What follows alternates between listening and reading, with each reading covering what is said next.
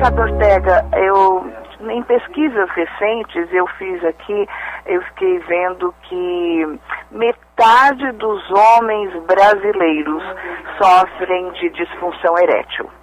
E isso é muito preocupante, né? E ao que nós podemos atribuir isso? Então, disfunção erétil, então, realmente é verdadeira essa informação, que mais ou menos 50% dos homens acima dos 50 anos têm algum problema de ereção.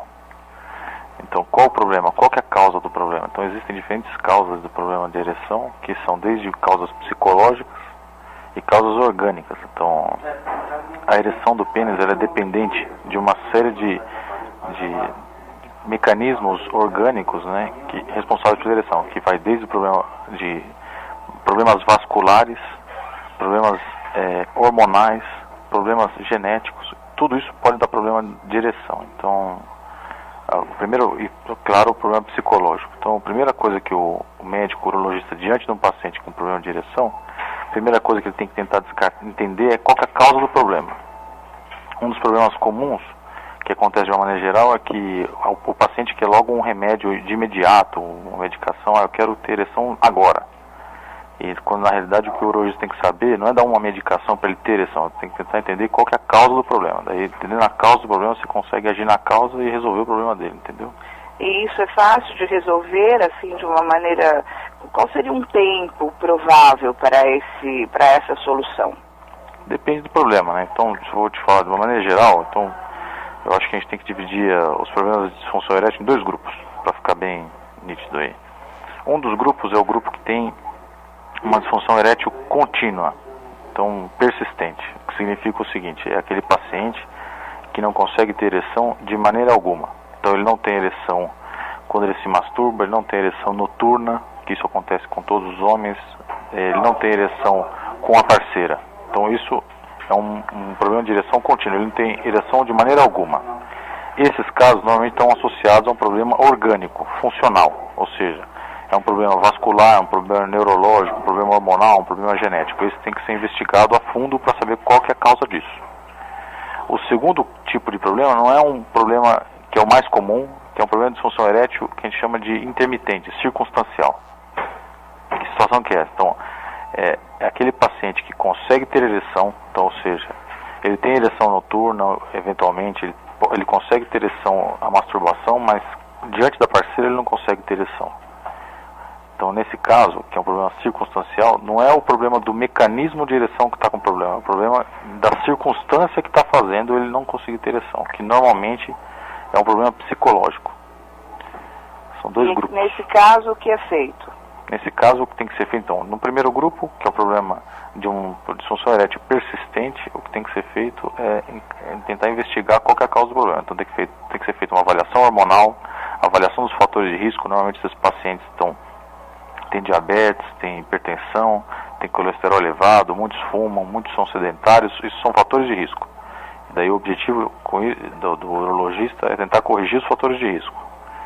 No segundo caso, que o problema é psicológico, que a gente chama causa psicogênica, o que tem que ser feito é identificar qual que é o problema e psicogênico, o que está levando o paciente a ter, no momento da relação, um estresse muito elevado, uma ansiedade muito grande, que isso prejudica a ereção. Identificando a causa, muitas vezes tem que encaminhar para uma terapeuta que só faz esse tipo só atua nessa área. O senhor aconselha próteses? Prótese peniana, então uma vez feita essa avaliação, né? Então, uma vez feita essa avaliação do problema orgânico, do problema psicológico, nos casos do problema psicológico, prótese é proibitivo. É proibitivo. Você tem que tentar achar qual que é o problema psicológico, porque o mecanismo de ereção funciona. Ou seja, se agindo na causa do problema, você consegue que ele tenha uma ereção espontânea, ele por ele mesmo. No caso do problema orgânico, então, primeira coisa, identificar a causa do problema. Tentou agir na causa, mesmo assim não conseguiu melhorar a ereção do paciente, você tem as medicações por via oral, que ele toma, o comprimido. Que são quais? São os famosos aí, são o Viagra, o Cialis, Levitra, Eleva, são essas medicações. E daí você faz o teste da medicação e o paciente vê se ele consegue ter ereção com as medicações, via oral. Eu sei que tem muito jovem que abusa do Viagra. Faz isso até com uma molecagem. para ficar ereto o tempo todo. Isso é muito prejudicial, né, doutor? Isso é ruim porque isso pode levar a uma dependência psicológica. Se caso o paciente está acostumado, a pessoa que está acostumada a tomar o Viagra para ter ereção, sendo desnecessário, quando ele está sem o Viagra, ele pode se sentir inseguro. E essa insegurança gera ansiedade, e a ansiedade prejudica muito a ereção. Então, isso é bem ruim. É bem ruim. Então, a gente não aconselha, atenção, você que está ouvindo, você usa o medicamento só com indicação médica mesmo. Sim. E agora, então, vamos falar sobre... Quando que tem indicada a prótese, só para completar? A prótese peniana, ela só está indicada nos casos que tem disfunção erétil persistente, ou seja, não consegue ter ereção de jeito nenhum, que não responderam à medicação por via oral, então tomou comprimidinho para ajudar na ereção e não melhorou. Depois desse comprimido tem uma outra opção farmacológica, que é uma injeção no pênis, e o paciente ou não teve ereção mesmo com a injeção, ou não se adaptou à injeção no pênis. Daí, para esses casos, está indicada a prótese peniana. Nossa, mas uma injeção no pênis deve doer, não? Dói um pouquinho. Dói um pouquinho. Se falar que não, estou mentindo, mas dói um pouquinho, sim. Dói um pouquinho, né? Mas resolve. Resolve, melhora. Que coisa boa.